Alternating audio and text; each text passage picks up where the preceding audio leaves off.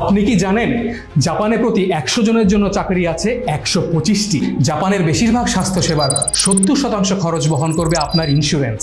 এছাড়াও জাপান সরকার আগামী ৩ বছরে ৮.৫ লক্ষ দক্ষ বিদেশিদের জন্য জাপানের দরজা খুলে দিচ্ছে। এই সংখ্যা আগামী ৭ বছরে গিয়ে দাঁড়াবে ১৫ লক্ষে। জাপানের ইউনিভার্সিটিতে যাওয়া, ল্যাঙ্গুয়েজ স্কুলে যাওয়া অথবা জাপানের সরাসরি চাকরি নিয়ে যাওয়ার সকল সুবিধা প্রদান করছে আমাদের মা নাভি টিম।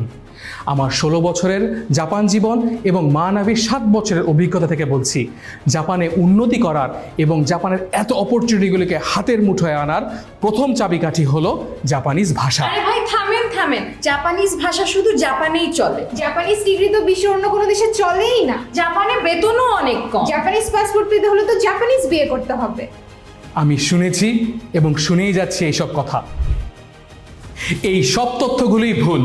জাপানিজ ডিগ্রি নিয়ে যে কোনো দেশের হায়ার স্টাডিজ কিংবা যে কোনো দেশের চাকরির জন্য অ্যাপ্লাই করতে পারবেন না।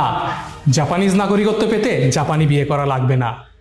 জাপান সরকারকে ৫ বছর ট্যাক্স দিলে, তার মানে জাপানে ৫ বছর চাকরি করলে আপনি জাপানিজ নাগরিকত্বের জন্য অ্যাপ্লাই করতে পারবেন।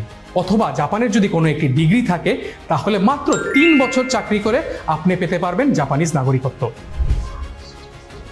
ঘরে বাহিরে সর্বত্রই জাপানিজ টেকনোলজিতে ভরপুর।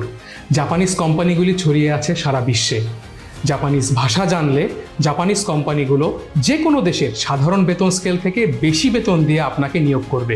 জাপানের এত সুযোগ সুবিধার মূল চাবিকাঠি হলো জাপানিজ ভাষা। এই ভাষাকে আয়ত্তে আনতে মা নাভি এনেছে জাপানিজ ল্যাঙ্গুয়েজ কোর্স। ভাষা শেখার সাথে একটি দেশের সংস্কৃতিকে জানা অনেক গুরুত্বপূর্ণ। শুদ্ধ উচ্চারণ এবং জাপানের সংস্কৃতিকে ভালোভাবে জানার জন্য আমাদের লাইভ সেশনগুলিতে থাকছে নেটিভ জাপানিজ। ১৬ বছর আগে অনেকগুলি দেশের মধ্যে থেকে আমি বেছে নিয়েছিলাম জাপানকে। আমি মনে করি এটা ছিল আমার জীবনের নেওয়া one of the best decisions. আমি চাই বাংলাদেশি তরুণ তরুণীরা নিজের জীবনকে আরও সুন্দরভাবে গড়ে তুলতে জাপানে আসুক, এবং আমি আরও চাই আপনারা জাপানে এসে বাংলাদেশি কমিউনিটিটাকে আরও বড় করে তুলবেন।